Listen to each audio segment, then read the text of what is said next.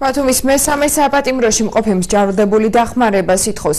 სასჯელახსრულების დაწესებულებიდან გამოგზავნილ წერილში პატიმარმა დაკავების და სასამართლო პროცესს დეტალურად აღწევს. სამართალდამცველების მტკიცებულებების გაქრობაში ადანაშაულებს და საქმით დაინტერესებას მედიასთან ერთად სახალხო დამცველს თხოვს. სულხან მესხიძე მუშაობდა თემაზე. 36 წლის პატიმრის მიერ გამოგზავნილ წერილში ვკითხულობთ, რომ მსჯავრდებული 2014 წლის 7 მაის ახალსოფლის ცენტრში საზოგადოებრივი თავშეყრის ადგილზე დააკავეს. ფაქტს რამდენიმე თვითმხილველი ჰყავს პატიმრის ვერსიით, მათ მისი უდანაშაულობის დამტკიცება შეუძლიათ.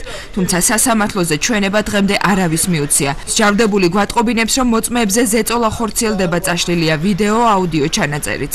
ვარ საშინელ ასოწარკვეთილებაში. ამდენი თვითმხილველიდან ერთი ადამიანიც ვერ ბედავს დაადასტუროს სიმართლე. პოლიციამ დააშინა მოწმეები და სასამართლოში ტყუილს სიმართლედ მიმტკიცებენ. ისევე პოლიციის თანამშრომლები. გააქრეს თავიანთი აუდიო-ვიდეო ჩანაწერები, რითაც არის აღჭურვილი საპატრულო პოლიცია. დამეხმარეთ, გთხოვთ.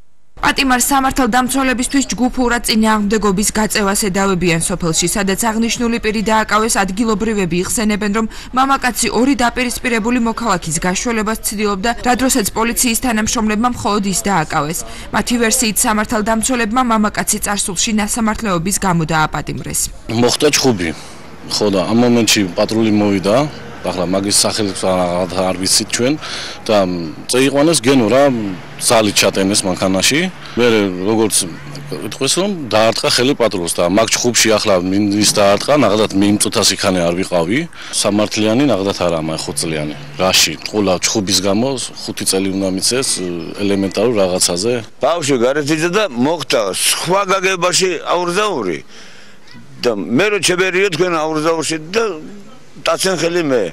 ანუ მაგის პეტრა იყო ადრე დაგაბებული იყო რაღაცა და მაგის ამბავში მოხდა მაგი ამბავი. პატიმარს ადვოკატი მზია დიასამიძე იცავს, მას სასამართლოს გადაწყვეტილება გასაჩივრებული აქვს.